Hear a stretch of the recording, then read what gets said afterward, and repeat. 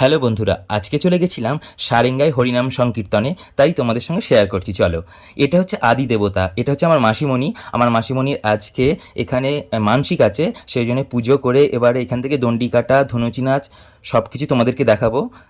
এই প্রথমে চলে এলাম রাধাকৃষ্ণ ঠাকুরের দরবারে। দেখো খুব সুন্দরভাবে সাজানো, আর প্রচুর লোক হয়। অনেক বছরের এই হরিনাম সংকীর্তন, খুব জাগ্রত।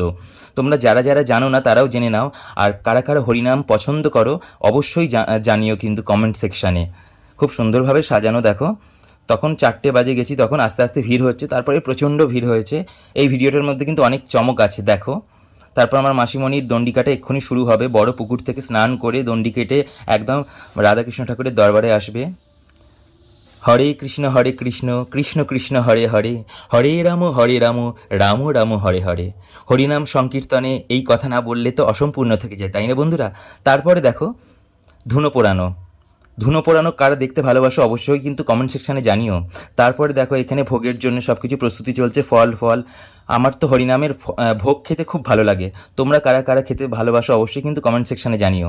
তারপরে দেখো মানসিকের বাতাসা মানে ঢালা হচ্ছে। এবারে এই মানে নুট দেয়া হচ্ছে, যেটাকে বলা হয় নুট দেয়া হলো। তোমাদেরকে হরিনাম অবশ্যই শোনাবো। দেখো